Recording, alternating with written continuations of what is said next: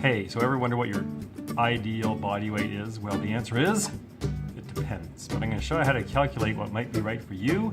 Stay tuned.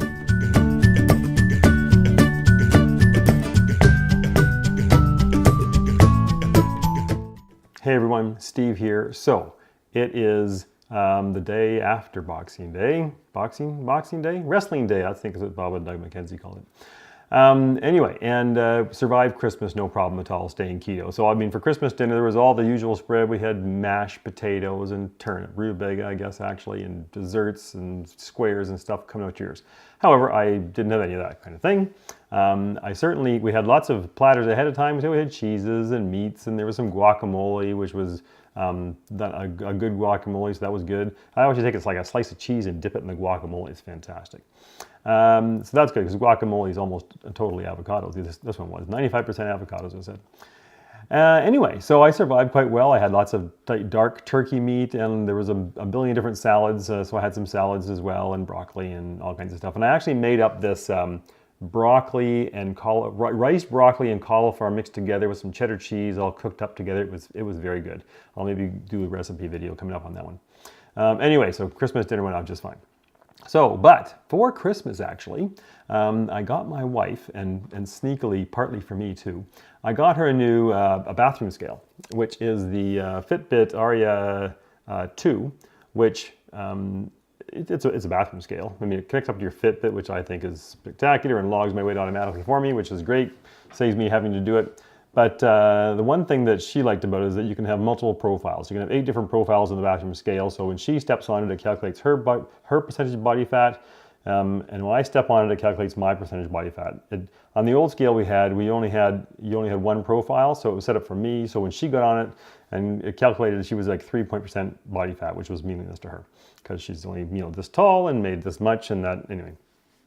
So we got the new scale. So I'll show you and there's slight differences in the scales, as every scale has, particularly in the percentage body fat calculation.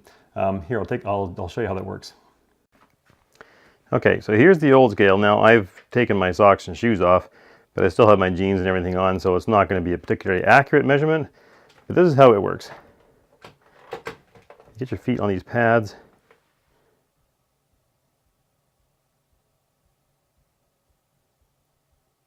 There, so 22%, and 182.5 with my fully closed up here. Okay, now here's the new scale.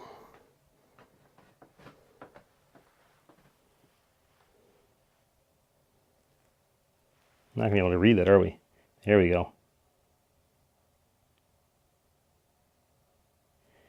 23.4%. There you go. That's my icon. I'm the little dog. And then off it goes and syncs with Fitbit. It's a wonderful thing. Okay, so there you go. But you can see the difference there. There's a percentage body fat, one percentage difference in the two scales. So, okay, so as you can see, there's a slight difference in the calculation, but that's okay. These bathroom scales that calculate this, they just send a current up one leg and down the other leg. They do a calculation based on your weight, and that's how they've come up with that number. So it's not particularly accurate, but if you're going to use that consistently through your whole health journey, it's a good way to evaluate the changes that are happening. It's not necessarily a good way to know what the actual percentage is, but it's a good way. There's a tail wagging in the background right down here. Hi, Friday. Yeah, see, there you go. You're on the video. She wants dinner. But it's a good way to find out how your things are changing. So the question comes from people say, if they know how much they weigh and they know what their current percentage body fat is based on what their scale says, what are they heading towards? How do you figure out what you want your target weight to be based on your personal preferences on a percentage body fat? Well, here, I'll show you the calculations. Don't freak out. Everybody loves math, right? Okay, here we go. Here we go. We're looking like a little bit of calculation in the afternoon to keep you awake. So let's say, for instance, that you currently weigh, so we'll put your current body weight, and you weigh in at 200 pounds. Okay, sorry about the poor penmanship, but you can read it. And you have a scale like I have that tells you what your percentage body fat. Now, as we just talked about, those things aren't particularly accurate, but if you stay with the same scale and use it throughout the stuff you're working on, you at least have a good guideline. So let's say you step on the scale and it says you weigh 200 and your percentage body fat is 30%. Now, so that means that currently, that's a C, currently you have your current body fat in pounds is 60 pounds. You got 60 pounds of fat you are carrying around with you all the time. And by rapid calculation, your lean body weight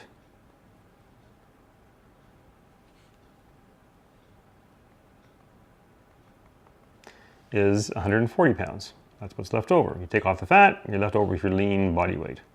So there's what you're currently kind of made up as. All right, good enough. So now we know what our current situation is. So you go on the internet and you take a look at people who are different percentages of body fat. Do a Google searches on percentage of body fat, male or female, whatever you happen to be, and you'll find lots. And you decide, hey, that guy or that gal or whatever, I'll take a guy. That guy who's at 15% body fat, that looks fantastic. So I want to be 15%. My abs are showing, love it. That's what I'm going for. So I'm going to call that my target percentage body fat. Target. I'm going to say it's going to be 15%. All right, sounds good? So what I really want to know is, what weight do I have to go down to realize that? So that's going to be our target body weight. And, well, what is that? How do we calculate that? Good question. Well, you have to go back to grade 7 and dig out your algebra rules a little bit, but it's no big deal. So we know, for instance, I'll do little short forms here because my penmanship is just about as bad as it can possibly be. So our target body weight, whatever that's going to be, we don't know right now, but whatever that's going to be, if I take that and multiply it by what my target percentage body fat is, that'll be how much fat I should have on me. But more than that, if I take that and multiply it by 1 minus my target percentage body fat, okay, that's going to equal my lean body weight, which remember was 140 pounds. Now we're assuming here that this is not going to change. You're still 140. Your lean amount of, I mean, you might put on muscle, in which case this calculation would be a little different because this may be a little higher by the time you get to that point if you're working out. But we're going to make, for this, we're going to assume that your lean body weight is going to stay the same throughout this endeavor. All right, so remember your rules of algebra here. So we can take this piece, because this is multiplication, stick it under there. So our target body weight, boy, that's getting horrible, is going to equal our 140 pounds, our lean body weight, over our 1 minus our target percentage body fat. Right? So remember, target body weight, that's our 140 over 1 minus, there's 1 minus our 15%, so that's going to be 85%. So 0.85. And when you do that calculation, 140 divided by 0.85, you get 165 pounds. So that is this number here. That's the amount we would want to weigh in order to have the same lean body weight, but have a 15% body fat measurement. So I hope that wasn't too complicated, and I hope you can actually read that. But I hope that helps. So there you go. I hope that was helpful. That allows you to do the calculations yourself if you have a scale that does those kinds of calculations for you. If not, you can buy Skinfold calipers that, like, for $15 and measure yourself in various spots and all that kind of stuff and do the calculations.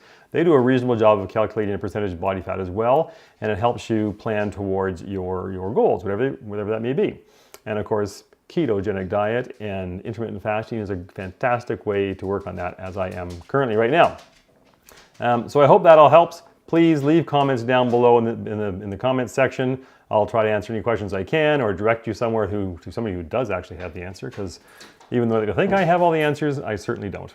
But I appreciate it if you subscribe, like the video, share with your friends. Terrific stuff. Okay, we'll get back to you soon. Thanks.